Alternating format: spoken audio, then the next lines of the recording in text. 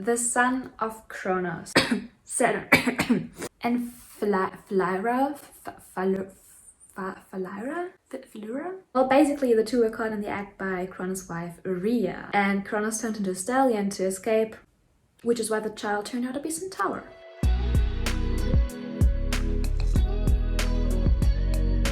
Hi guys and welcome back to my channel. If you're new here, my name is Elena and today we go into the fourth part, I think it's the fourth part, of my Astrology 101 series. Wow, fourth part already. You're gonna find the whole playlist on my channel and I will link it somewhere here for you. In the previous episodes we talked about astrology in general, we took a look at the birth chart, how it's structured and what aspects are included in it, and we talked about the zodiac, their qualities, their modalities, and last time we had a look at most of the celestial bodies that play a role in your birth chart. The goal of the series is for you to not only get an understanding of how the planets and the zodiacs and houses come together in the night sky, but also to be able to read and understand every aspect of your birth chart and how it can help you out in life. In today's video, our topic is the rest of the celestial bodies that we didn't cover last time, like Chiron, for example. Don't know if it's Chiron or Chiron or Chiron, no idea, I call it Chiron. Also, I wanted to talk about the nodes, like the north and the south node and the four angles of the sky at your birth time, the midheaven, etc. But I realized that this is probably a lot more to digest than I thought, so I'll have to make it a separate part. I might have like a separate part of those, sorry. So last time I already talked about how the birth chart captures the exact position of each celestial body and which constellation or sign they occupied when you were born.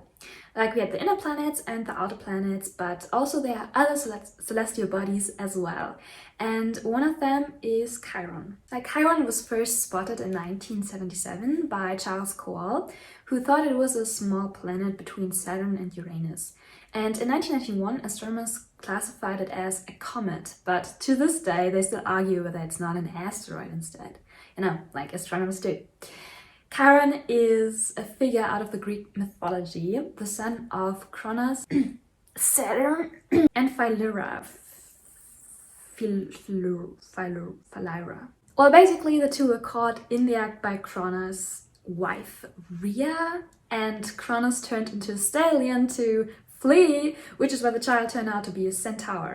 And Chiron's life was beautiful and came to a tragic end after one of Hercules' poisoned arrows hit him, but he was immortal, so he had to live with a tormenting, incurable wound until he offered to die instead of Prometheus, which is another story. So Chiron represents our deepest wounds, but you know, these wounds can also become our greatest strength. So Chiron may also point out areas where we have healed or where we will experience a lot of healing. Moving on to Lilith, also known as the Black Moon. She is it is the greatest point of distance between Earth and the Moon in the Moon's orbit. Because the Moon travels in an elliptical way around Earth, so one of the ellipse's focal point is Earth and the other one is Lilith. At least, that's a simplified explanation, okay? So Lilith influences our moon placement, of course, but it also describes our relationship to the absolute, like the endings. It shows how we let go and where we become frustrated with it. Basically, we can use it to find out where we question ourselves and our lives and then use that information to let go of the aspects in our lives that don't serve us. It's kind of all about this duality between powerlessness and the take back of our power, not in the form of an ego push, but in the form of, surrendering to what is and what we can't change. It's hard to explain, but I hope you get a sense of what I'm trying to say here. There are some other bodies that I don't want to go into that much because you won't usually find them mentioned in the most birth charts. Like Ceres, for example, is a body in the asteroid belt, somewhere between Mars and Jupiter, and it talks about our resources. Or there's Vesta, a minor planet that denotes sex and sexuality and sexual healing. Or you might have heard of Pholus, which is one of the many other asteroids found between Saturn and Neptune in 1992. And they're called the Centaurs, which is kind of cute, I think.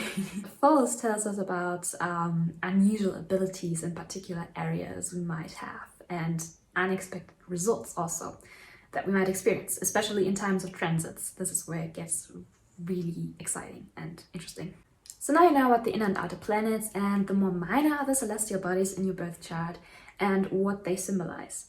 So next time we're talking about the nodes, and or depends on how much info I will include, because we could talk about the angles just, for ages, believe me. And yeah, we see. I mean, we have time. Nobody's rushing us through this, right? So yeah. If you found this video insightful and helpful at all, I would be happy if you smash the like button and subscribe to my channel if you don't want to miss out on the next video in the series.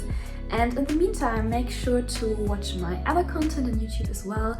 I do tarot readings, I talk about spirituality and reality shifting a lot, and I also make music.